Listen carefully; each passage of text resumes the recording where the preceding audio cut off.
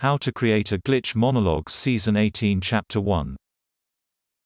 This is Season 18 of How to Create a Glitch in the Matrix Monologues Episode 1. In this episode, we will be elaborating one of the techniques or kinds of experiences which releases the tension of the group during a social exchange. In a previous episode, we talked about how humor is often the mechanism used by the group to eliminate social tension. One kind of humor blends taboo with humor through innuendo. This kind of humor represents the creation of a limited form of multiplicity, through asymptotic discussion. This is to say that the humor approaches taboo but doesn't violate it. This type of humor represents decontextualization through linking of two meanings to an expression. The first is contextual and the second is decontextual.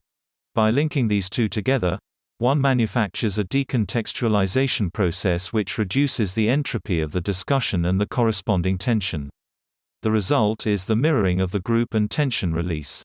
In general, multiplicity is the result of the excess accumulation of tension in the group, manifesting as innuendo, double entendre, multiple meanings, metaphor, allegory, which represents the decontextualization of meaning and reduction in group entropy.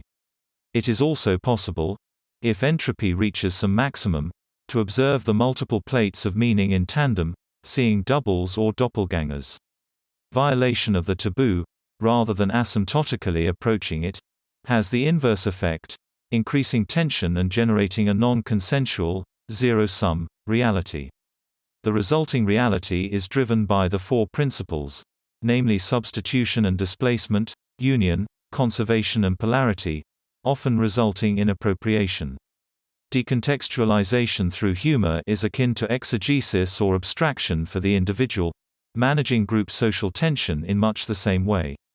Now, the use of language in any conversation can create a normative structure as well. Conformity with the unspoken rules of a social conversation generates mirroring and tension release. Violation of those unspoken rules increases entropy, destroys cooperation and produces a breakdown in mirroring. The common unspoken rules act to create a commonality of convention, which generates a space for discussion within those rules. Social conversations are thus a fluid construction of conventionality, normative structure, conformity and mirroring. The breakdown in that commonality eliminates the corresponding cooperation and generates dialectical positioning, and hence, a non-consensual reality. At the heart of the commonality is consent to the exchange, which forms the central nexus holding together the conventionality and normative structure. When that consent is eliminated, so too is the contingent structure, which is held together by the participants' consent. That's the end of the podcast for today.